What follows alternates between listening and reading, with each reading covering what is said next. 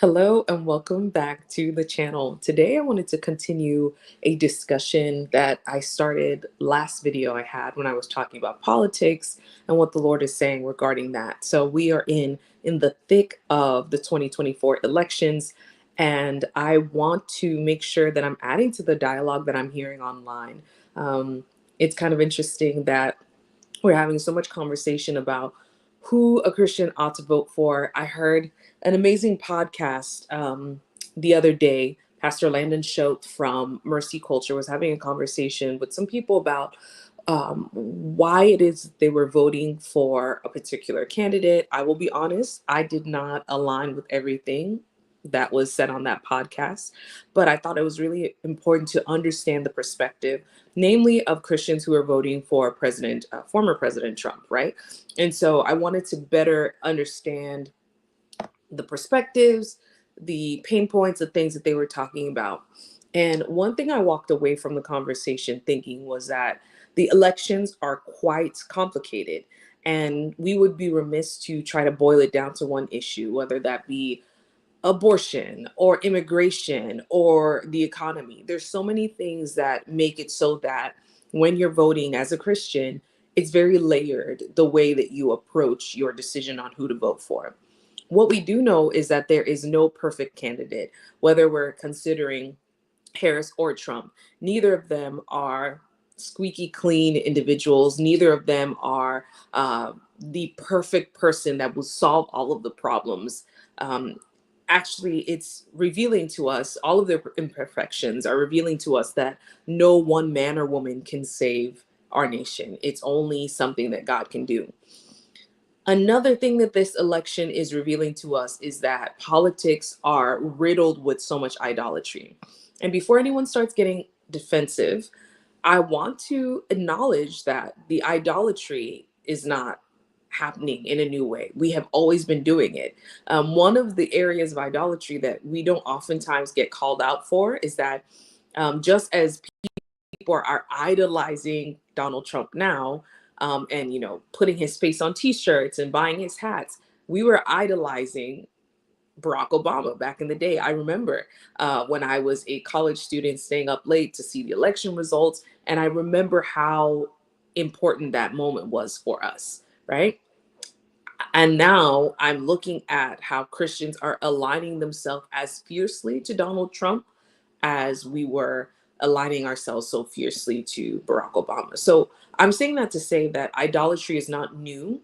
And idolatry is something in politics that we are so prone to doing so easily. So I want to acknowledge that because sometimes it can feel like we're saying, oh, you're making Donald Trump an idol, but we were guilty of doing that before, right? And so it is something that we all have to repent for. I want to go to my journal briefly, and I'll refer to it a couple times today, but the previous video I did had a more in-depth conversation that I was having with the Lord about politics and things like that. One of the things that the Lord told me is that as Christians, we need to divest our identity and our emotions from politics. We have become people who identify so fiercely as Republicans, as Democrats. It's making us align with certain things that don't make sense, all in the name of saying, oh, it's under the umbrella of whatever my identity is supposed to be. So be very careful to note that you are a kingdom citizen first. And so that should make it so that when you make decisions, you don't always just try to align with your political stance. That being said, being a kingdom citizen means that you might approach your political journey in many different ways. And so I want to kind of break up the myth that there is one way to be a Christian in this election. And so probably a lot of people will push back on what I'm going to say. I am only here to say the perspective that I feel like might not be voiced, the moderate Christian perspective. I think it's becoming extinct, so I'm here to voice that. So let's go into a few of the points I want to talk about today. I have a visual to kind of help me keep track of my points, but also for you to hold me accountable to what I'm saying. So, starting first with a conflicted Christian voter, I want to start first with this argument that we've been hearing that when it comes to Donald Trump, we should give him a break because we're not voting for a pastor. That statement is problematic and doesn't work for many different reasons. Yes, I can acknowledge that neither candidates are professed Christians. I will say that. Harris has never claimed to be a Christian. It is on record that Trump himself has said, I love the Christians. He was at a rally and he said, I love the Christians. Y'all are awesome. I'm not a Christian, but love y'all. He recently said this. So even if he has surrounded himself with Christian people, he has Christian advisors, uh, he's not a Christian. He doesn't profess Jesus Christ as his Lord and Savior. So I'm not even holding him to that, right? I already know that. Though we are not voting for a pastor, we are, sorry to tell y'all, voting for a politician. And not just any politician, the kind of politician that would preside over our political dealings on a global scale, right? And so even if we say, oh, we don't hold him to the standard of a pastor, at the very basic level, there is human decency and there is political decorum that is required of any politician who's going to represent you, right? So that's actually the standard that I'm holding him to. And I do find it a little interesting that we're willing to infantilize him to make him seem like, oh, he doesn't know what he's doing because he's a baby Christian. He's still a human being. On a human being level, there are certain ways that you should act. On the political level, there are certain things that are expected for a political leader. And so if you're not doing that, that's a problem because there is a standard that you're being held to. Some people find it refreshing that he's not a politician. Okay, but he has to work with other political people. He has to also be able to work on a global scale, not just on our nation, but also on a global scale, right? So the phrase, you don't have to like the guy, also doesn't work because diplomacy is about winning hearts and minds. It's all about likability and it's all about being able to work well with people. So I'm not saying be a people pleaser. I'm not saying agree with everyone, but you should actually be able to come to agreements. You should be able to work with people across the aisle, Democrat, Republican, independent, all of that. And it has been demonstrated that Trump does not play well with others. And so that is a problem for me, right? So although he is not a pastor, like I said, Christians that are trying to rally behind him are coming up with all these comparisons. Especially popular is the idea that he represents King Nebuchadnezzar, uh, an unrighteous king that the Lord used to be able to further his will on earth, right? So if we're saying that he is King Nebuchadnezzar, I would actually argue that he's closer to King Saul, which I thought was interesting that Pastor Landon brought up. Hey, have we considered that maybe King Saul is a more apt description of what he's like? Um, in my previous video, I mentioned this, but King Saul was indeed selected by the people. And because he was selected, he was anointed by the Lord, right?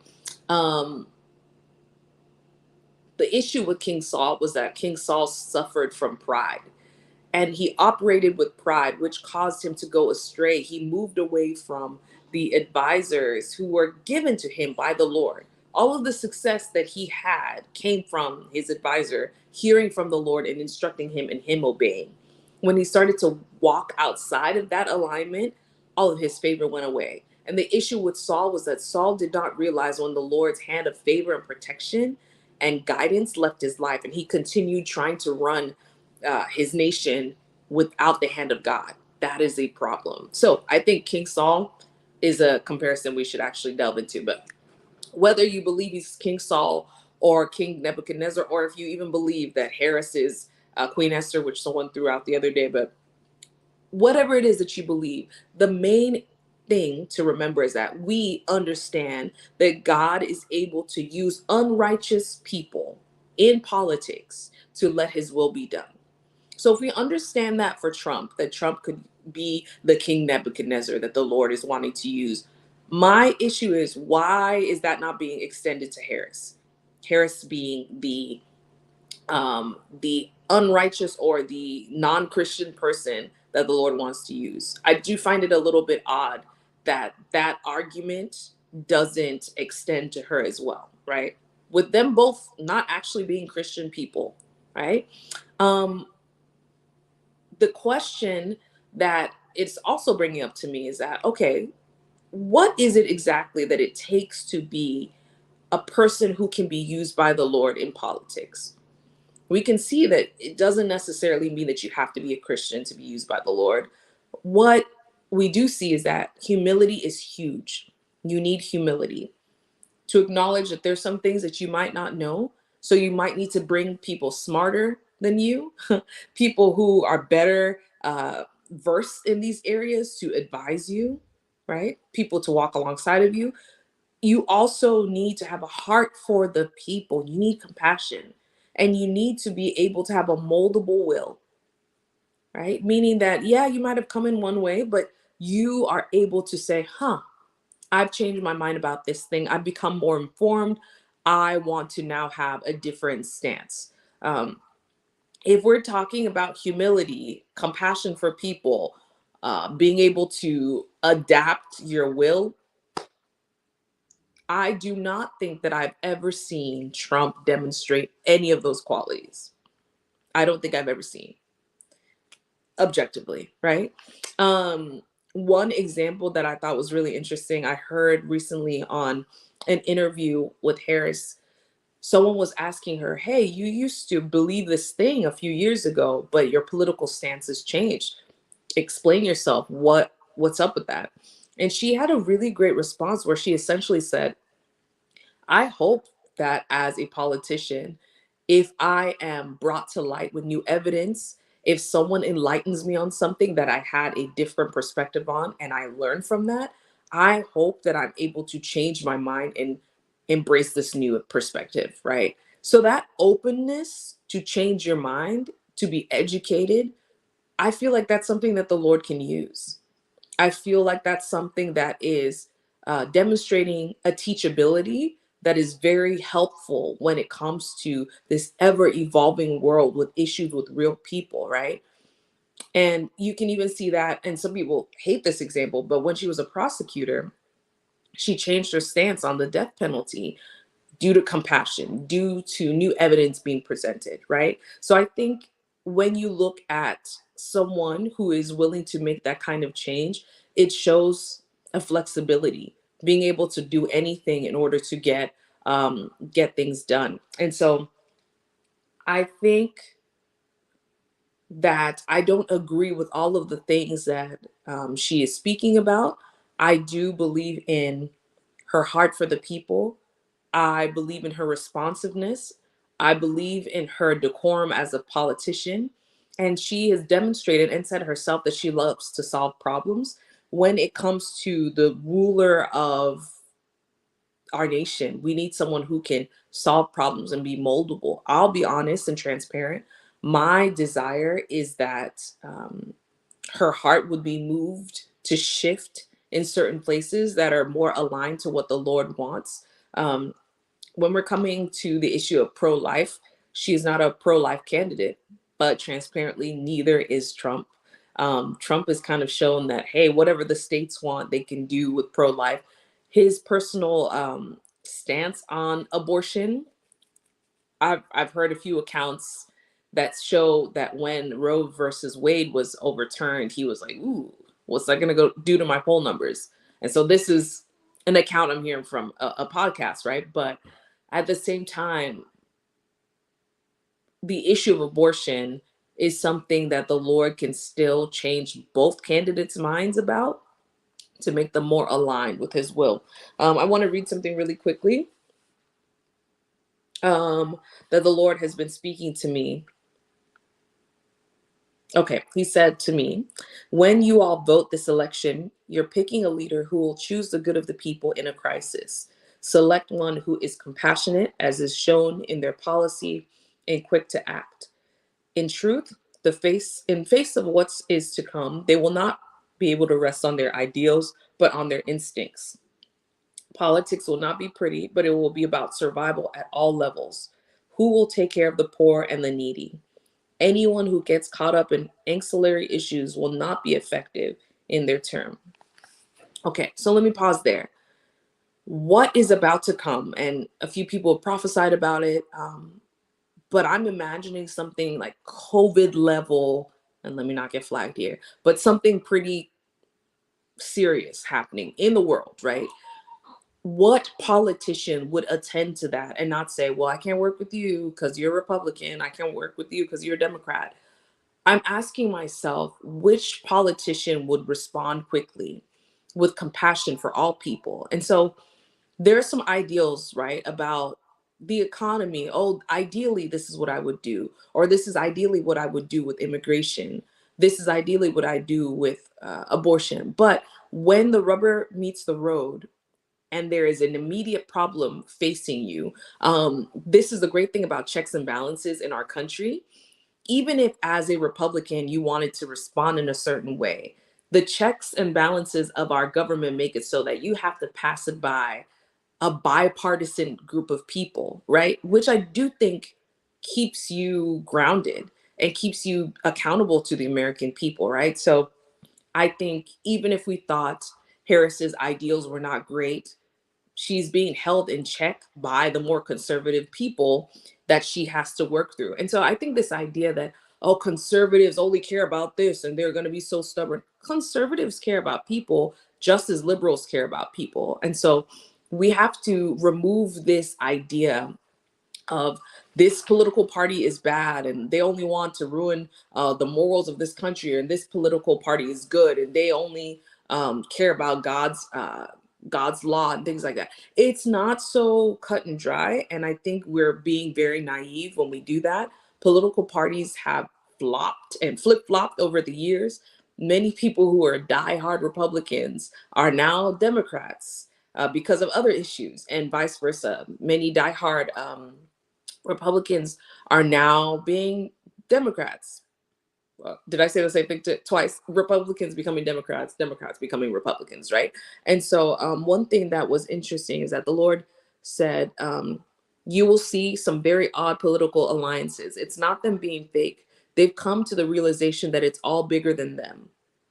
This highly contested dumpster fire of an election that is ahead is intentional in bringing out the heavy hitters. Strong politicians who have been patiently waiting their turn in the shadows of obscurity will emerge, and they must be identified and put on a radar. Many of them from the losing party will transition into local government where they will make a strong impact for their communities. Cities will need wise counsel in the days to come. So pray for your leaders, for their character, for their cooperation, for their willingness to stand for justice, God's justice.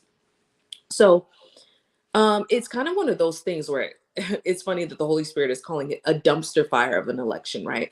Because it's going to be so distracting that we're saying Trump and Harris, but really at the local level, it's like who's running for your local political spots, right? Who is the one who's going to make the day-to-day decision about your school zone, about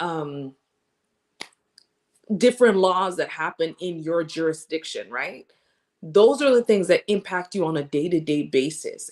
But we tend to get distracted by the big election and forget that it's actually the local level. So I'm excited about this election because there's so many people who are fired up. That's the great thing about it. They're upset enough to run. So we've had some really exciting politicians come to contend for a spot. And so I think it's important to remember that even as we vote, God wants our participation in politics for sure. But at the end of the day, his sovereignty plays a large part. I would say something like Roe versus Wade, right? The Lord sovereignly put certain people in place so that the laws could be shifted in certain ways, right? But we have to remember that we have a part to play. We still have to show up and vote. Even when it comes to Roe versus Wade, I remember um, Christians being really excited, like, yay, Roe versus Wade passed. Then you have to ask yourself, now what? What does that mean for the people who were even considering an abortion? I want you to think about this. And this is kind of me going on an aside. it takes a lot for a person to consider abortion, right? They have come to the end of their rope. There's a desperation there. And when people are desperate, they make really crazy decisions. What has been missing from the conversation is people showing compassion, first of all. It is not an easy thing to consider that as an option, knowing that abortions have strong implications on your mental health, on your body, as well as spiritual implications that we rarely talk about, right? What does it mean to make a covenant with death with your body, to make a blood sacrifice with your unborn child, right? It's very heavy. I'm hoping that now that Roe versus Wade has been overturned, Christians can engage in dialogue in a real meaningful way, to share stories, to share prayer, to share options and solutions. If you're saying don't abort your baby, are you offering resources? Are you offering solutions for all of these unborn babies who are being spared from death, right? So I want us to, as Christian people, engage more with the solution side and not just say, yay, the law has been passed. The law was passed so that we can be involved in a more impactful way, right? That will change the hearts and minds of people. I've always said this, that making a federal ban on abortion is not going to change people's minds about abortions. It's going to make desperate people more desperate. However, on the other end, of that, what needs to happen is that the Lord needs to change the heart of the people regarding abortion, right? So that they are now seeing that, okay, this is something that we need to be involved in on many different levels: prayer, resources, all those things. So I will end this with saying, I gave you a lot of information, but I want you to really consider, who should you be voting for? Ask the Lord. Really, really ask the Lord, who should you be voting for? And so I'll put all my points up here for a second. Let me move out of the way. Who should you be voting for? Right? It's not a cop out to say, I actually need to ask the Lord who my vote should go to. We need the Lord because we are looking at some very imperfect candidates. And when we vote, we need to ask the Lord to remove the fear of man from us. Even as I make this video, I'm very aware that there are many people who will be disappointed that I didn't pick a certain candidate, that I didn't go so hard for a certain candidate. And I'm okay with that. I've made my peace with the Lord. These are ongoing conversations that we have. And I think it's really important to know that there isn't a Christian option. I want to note that as I was listening to the podcast, who should Christians vote for? Pastor Landon said, and I thought this was kind of telling. He said, in light of all of the things that are going on, he is going to vote for Trump, but he's not endorsing Trump. I thought that was really telling. He said, because of some of the things that they talked about on that podcast and some of the things I discussed here today, it doesn't make sense to endorse him, to say, this is the Christian candidate that everyone should vote for, right? Um, And I'm also not endorsing Trump. I'm also not endorsing Harris.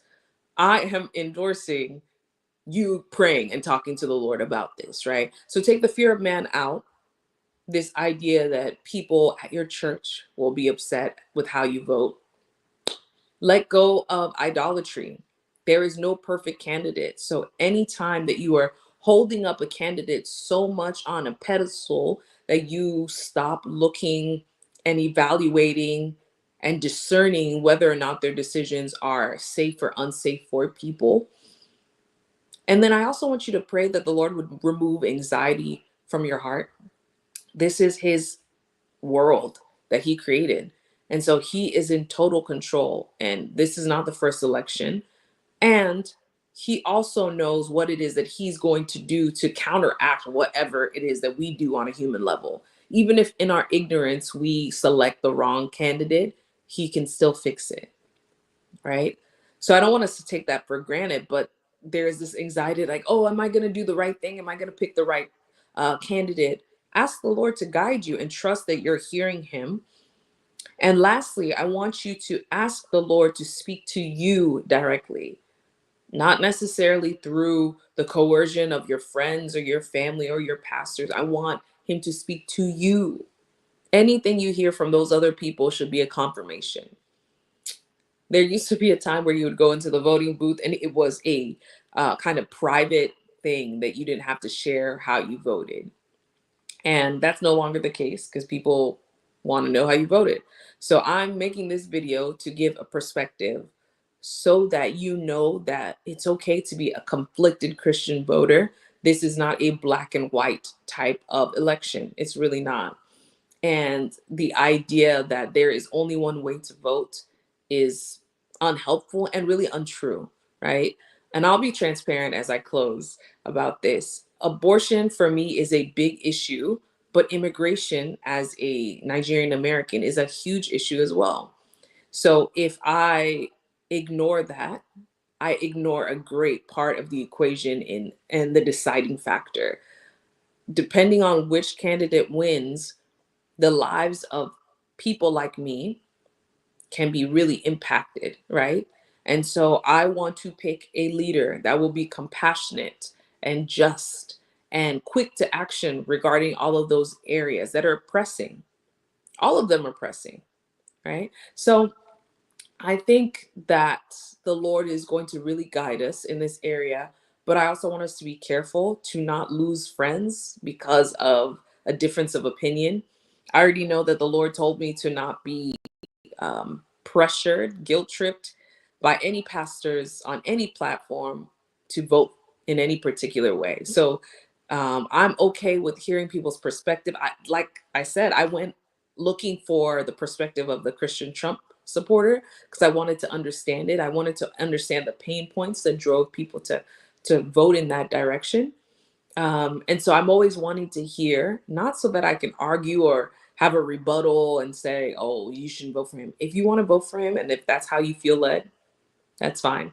Um, I don't believe that that is a candidate that is meant to be the sole Christian option. I believe that at the end of the day, after the elections have finished and the dust is settled, whatever political leader we have, the Lord will work with that person.